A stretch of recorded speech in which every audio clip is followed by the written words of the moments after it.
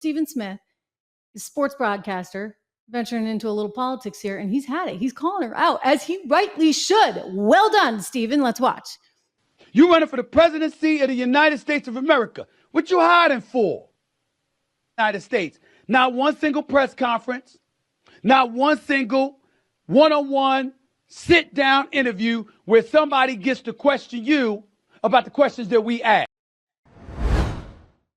You know, in a way, I wouldn't even trust the interview, because remember when Joe Biden did that interview with the Pennsylvania, Philadelphia radio reporter at the Black-owned radio station, and then it turned out the Biden team scripted all the questions. By the way, he still messed them up, but they had scripted all the questions, and then she admitted it, and the next thing you know, she's fired. Poor lady. You don't, by the way, ever take scripted questions. Like, that's journalism 101, like a big, big, big no-no. But you wonder, like, they're not even giving her any scripted questions to go out and do a friendly podcast, say with Rachel Maddow.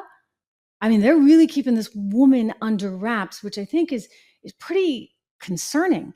So this got brought up on one of the news programs this morning, and I want you to hear what the Kamala Harris press person had to say. This is the campaign spokesperson responding to why it is she's not doing any interviews. I don't want to, belabor this, but one interview before the end of the month. I mean, that's not a lot. I mean, can you commit to a press conference before the end of the month? We will commit to directly engage with the voters that are actually going to decide this election. And that is going to be complete with rallies, with sit-down interviews, with press conferences, with all the digital assets that we have at our disposal. We are running a campaign that is built to communicate with the voters that are actually going to decide the pathway to 270 electoral votes. We are confident in the plan that we have in place, and we're going to execute on that plan. I mean, why do interviews when you can use fake headlines and make them into ads, right? I mean, why even bother?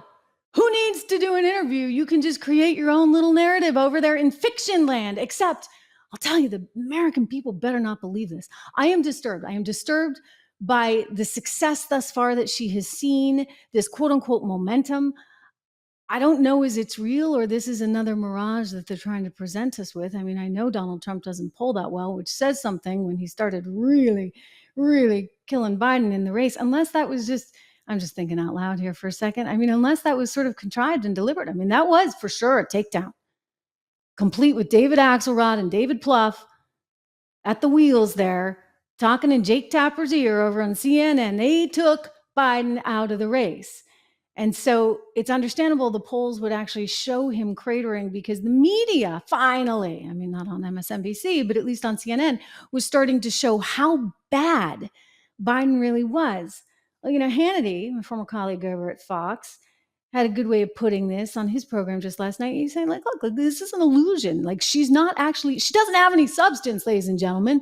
She doesn't actually have any policy chops. She can't actually even string a darn sentence together, and you're going to elect her as president of the United States? I think not. Let's watch Andy. But not long ago, Kamala Harris was persona non grata in the Democratic Party and among so-called journalists in the state-run Pravda media mob. This is a November 2022 headline. Let's take a look. Not exactly a conservative publication at Slate. Quote, if Biden runs again, he should pick a new VP. And this from New York Magazine a year later, 2023, quote, the case for Biden to drop Kamala Harris. Here's another headline, Politico, quote, columnists call for Biden to drop Harris and pick a new running mate. Kamala was routinely mocked on both sides of the aisle and in the media for her embarrassing word salads about the passage of time, etc. And anyway, her poll numbers were consistently at or near record lows.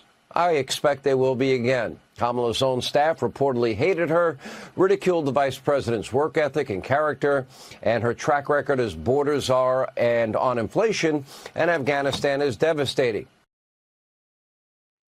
Oh, wow. Right? Look, I remember those stories. I remember all of those stories. They were so negative on Kamala Harris. I actually defended the woman like years ago when she was running, before she did that really unceremonious moment where she tried to take down Joe Biden as racist. Remember that? That was really kind of ugly. And that actually spelled the end of her political career at that point in time. But apparently she had friends in high places. shall we say, okay? Including Barack Obama, who made a phone call to Joe Biden. Joe Biden's still sore over it. You know what? He should have gone with his instinct. He should have not trusted her. Jill didn't. Dr. Jill had no interest in bringing Kamala Harris in as vice president. And yet they did it anyway, I guess because they needed the support of Barack Obama, ladies and gentlemen. And now look where we are. Look where we are. Okay, so she was persona non grata until they needed to make her into something. And that's why you're looking at polls that I don't think are entirely transparent right now. I think we've got to watch this honeymoon thing phase succeed. And I think Americans need to be realistic, be smart. If she's not going to tell you what her policy is, be smart about it. I mean, the few things that we do know, she apparently thinks that we need a lesser population. We need, control of, you don't want so many children because it's better for the environment this way. I mean, frightening stuff. She has a lot of ideas about how we can tax more people. So if you make more than 100 grand, good luck. You know what? Kamala wants to take some of your money and redistribute that wealth because she's really left.